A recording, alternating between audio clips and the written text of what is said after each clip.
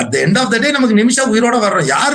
யாரு இதுல இடப்பட்டா நமக்கு என்ன? இதுல பொலிட்டிக்ஸ் வந்தனால தானே இப்போ இது வந்து இந்த கேம் ஆடுறாங்க அவங்க. So I don't care what politics is, that doesn't affect me. எனக்கு வந்து அதை பத்தி கவலையே கிடையாது. எது வேணாலும் இருக்கட்டும். நான் 2017 இருந்து 2020 வரைக்கும் நான் தனியா தான் இருந்தேன். இதுல யாரும் இல்ல. அன்னைக்கு எங்க போனாரு இவரு, முஸ்லியார் எங்க போனாரு, எனக்கு வந்து வாழ்த்துக்கள்ல Facebookல தெரிவிக்கிறவங்களே அன்னைக்கு எங்க போனாங்க. I know what it is, I know what I am doing. என்னுடைய ரோடு என்னன்றது தெரியும், எனக்கு எங்க போய் சேரணும்னு தெரியும்.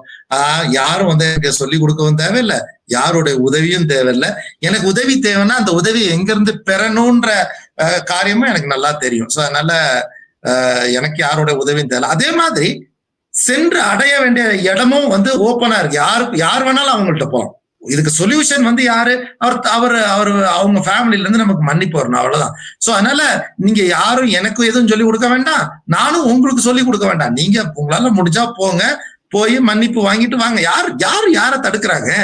At the end of the day நமக்கு நிமிஷம் உயிரோட வர்றோம். யாரு இதுல இடப்பட்டா நமக்கு என்ன? இல்ல எனக்கு பேர் வரணும்னு இதுல நான் பட்டிருக்க கஷ்டம் தான் ஜாஸ்தி. யாராவது வந்து என்னைய தொந்தரவு பண்ணாம அவங்க போய் அதை வாங்கிட்டு வந்துட்டாங்கன்னா அதுல ரொம்ப சந்தோஷப்படுறவன் நானா தான் இருப்பேன். இதை நான் மீடியாவுக்காக சொல்லலை, என் உள்ளத்தின் ஆழத்துல இருந்து சொல்றேன்.